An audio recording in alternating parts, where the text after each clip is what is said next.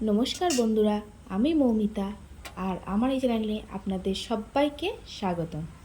আজকে আমি আপনাদেরকে ট্র্যাডিশনাল পদ্ধতিতে কচুরলতি করে দেখাবো। আপনারা সবাই কচুরলতি খেতে ভালোবাসেন, তাই এই রেসিপিটি গরম ভাতে একেবারে জমে যাবে। আজকে আমি ডিম দিয়ে কচুরলতি করে দেখাবো আপনাদেরকে।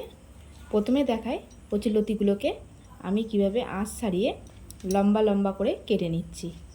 দেখুন, আমি কিন্তু এইভাবে সমস্ত লতিগুলোকে আঁশ ছাড়িয়ে লম্বা লম্বা করে কেটে নিয়েছি। এবারে জল দিয়ে কচুলতিগুলোকে ভালো করে ধুয়ে নিতে হবে। তারপর গ্যাসে কড়াই বসিয়ে তাতে জল দিয়ে কচুলতিগুলো ও সামান্য একটু নুন দিয়ে নাড়াচাড়া করতে হবে। করে নিয়ে ঢাকা দিয়ে দিতে হবে সেদ্ধ হওয়ার জন্য। 2 থেকে 3 মিনিট সেদ্ধ করব, তার থেকে বেশি সেদ্ধ করব না, না হলে কচুলতিগুলো রান্না করার সময় ঘেটে যেতে পারে। এবারে কড়াইতে তেল গরম করে নিয়ে তাতে ফোড়ন হিসাবে শুকনো লঙ্কা ও কালো জিরে দিয়ে নাড়াচাড়া করে নেব।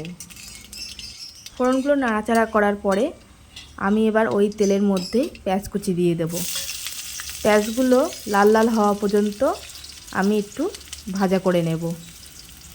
যে সকল বন্ধুরা আমার চ্যানেলটিকে সাবস্ক্রাইব করে আমার পাশে রয়েছে তাদেরকে জানাই অসংখ্য ধন্যবাদ। আর যে সকল নতুন বন্ধুরা আমার চ্যানেলটিকে এখনও পর্যন্ত সাবস্ক্রাইব করনি তাদের কাছে আমার একান্ত অনুরোধ রইল আমার চ্যানেলটিকে সাবস্ক্রাইব করে নেওয়ার জন্য। পেঁয়াজগুলো আমার লাল লাল করে ভেজে নেওয়া হয়ে গেছে। এবারে ওতে রসুন বাটা, আদা বাটা, জিরে, কাঁচা লঙ্কা, শুকনো লঙ্কা বাটা দিয়ে নাড়াচাড়া করে একটু কষিয়ে নেব। এবারে মশলাটাকে কষিয়ে নেওয়ার পর আগে থেকে ফেটিয়ে রাখা ডিম দিয়ে মশলাটাকে ভালো করে ভাজা ভাজা করে নেব। মশলাটা ভালো করে ভাজা ভাজা করে নিয়ে তাতে আগে থেকে সেদ্ধ করে রাখা কচুরলতি দিয়ে দেব।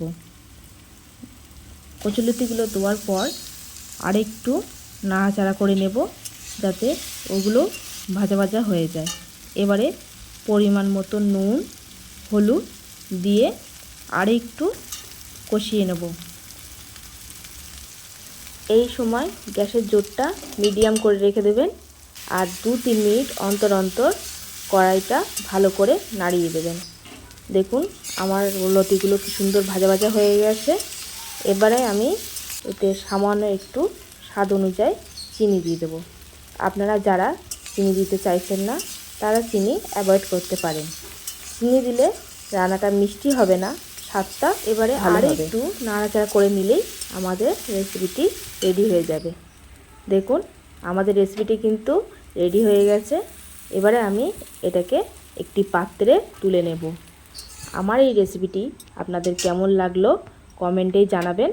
ভালো লাগলে অবশ্যই লাইক এবং সাবস্ক্রাইব করবেন, তাহলে এই রকম আরও অনেক ভিডিও আমি আপনাদেরকে দেখাতে পারবো।